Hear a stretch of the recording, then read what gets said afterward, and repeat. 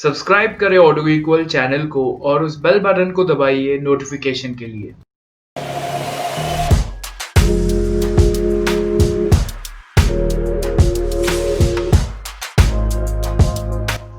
Hi guys, welcome to autogeek world. I got the all new Hornet 2.0 with me, so why waiting? Let's ride it.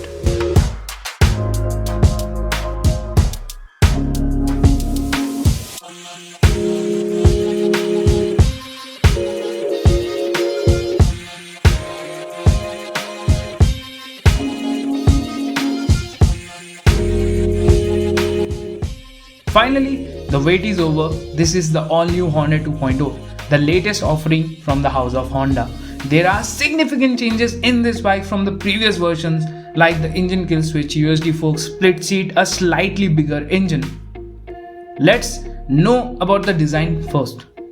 The new Hornet retains quite a bit from the previous generation, but it has its own appeal. There are new redesigned body panels all over the place that makes it fresh and muscular. Starting from the tank, which has a black strip in the middle in carbon fiber finish. The tank has two different panels which are perfectly fitted like a single unit. The grey panel is protruded to give it an edgy look with 3D Honda emblem. The tank panel has two different air vents on either sides for better aerodynamics. There are a lot of carbon fiber finishes all over the body. This is the first Honda bike in this segment to get all LED illumination. It also retains the egg-shaped tail lamp from the previous generation. The LED DRLs are smartly placed on either side of low beam just like two monster tooth. The mudguard is also a two-panel unit. The keyhole is placed on the tank just like its elder siblings. Even the rear has two different panels and an air vent. It also gets an engine cowl which makes it much more sportier. The biggest change is the front golden colored USD forks that grabs your attention and is also first in the segment. It gets a new set of alloy wheels and bigger set of tires. The instrument cluster is a negative LCD unit that provides you basic info like the rev, speedo, fuel and trip. It also gets a gear position indicator and a voltmeter. Other indications like the ABS, engine oil and blinkers are also present. Overall, the build quality is quite good. There are no changes in the switchgear including the hazard switch. The bike gets matte finish all over the body. As a result, the colors are little bit muted as per my opinion. Okay, now let's talk about the performance. The bike gets a 184cc air-cooled fuel-injected engine that makes 17.03 bhp of power and 16.1 Nm of peak torque, mated to 5-speed gearbox. As a result, the bike gets excellent low and mid-range performance. The moment you shift the gear and pull the throttle, you will realize that the acceleration is smooth without any hiccups because the bike gets dual throttle cables. That improves the response significantly. The clutch action is light and you will feel every gear change as the gearbox is smooth and responsive. Initial acceleration is brisk. The moment you shift to second gear, you will feel the torque instantly and you will like it. Change the gear again and you're welcome with an excellent mid-range performance. The bike felt like home even at 90 speeds at 4th gear. And there are no vibrations at all, and 70 to 90 km per hour is a sweet spot for this bike, as you can go over 120 km per hour. The engine is very much tractable without any hiccups at slow speeds like 5 or 10 km per hour. Well, that's impressive. In traffic also it did impress me, as I have not struggled at all on first gear and the engine did not cut off on me.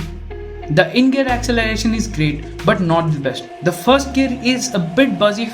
From the second gear it is absolutely smooth. If you rev the engine and will be invited with the same Honda refinement, the exhaust note is same as any other Honda. There's nothing fancy here. The bike is light enough at 142 kilos, so expect better acceleration and there are no such heating issues as well. You will get a 12-liter fuel tank capacity and can expect mileage of somewhere around 40 to 45 km per liter depending upon your riding style. So our conclusion about the engine is that it can tackle both city rides and some weekend long rides also. So let's talk about the handling. The bike gets a single piece wide handlebar with upright seating position. The foot pegs are placed in a right position for a commuter and you will sit in quite relaxed. The handling is good and nimble enough. You can easily switch lanes in the city because of its lightweight. You can take U-turns without putting your legs down. The seat is big and spacious for both the rider and pillion. The rider seat is comfortable and the best part is you can adjust yourself as you get a lot of room to do. The pillion seat is placed very well with good grab rail to hold on. Now talking about the suspension, the front USD forks do great job as they are tuned to take bad roads and stiff enough to chuck around the corners. The rear monoshock suspension, which is moderately softer with ground clearance of 167 mm, the overall ride quality is great as the bike takes all the bumps and potholes for you. The rider seat is a bit on wider side at front, which can be inconvenience for you on your thighs. With this setup, you can enjoy long rides with pillion and also in the streets.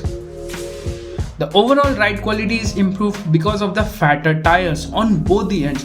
With 17-inch alloys, at front it has a 110 section tire and at rear 140 section Maxxis rubber, which provide excellent grip even on the gravel roads. With this you get pretty good confidence in corners and other rough roads.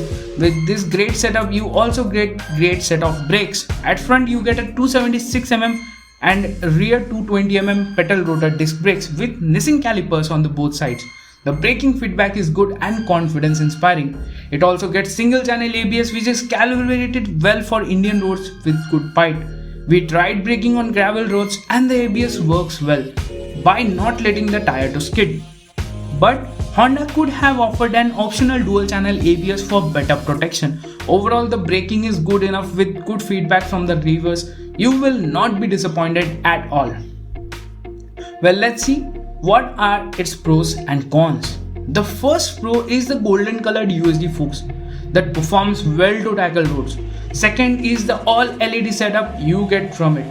Third, the engine has good low and mid-range performance. You will enjoy it. Fourth, the bike is sharp and muscular looks. And fifth is it has great comfort for both rider and pillion. Now coming on to the cons. The air-cooled engine is good, but at least Honda could have given an oil cooler for it. There is no connectivity features that can be even found in scooters.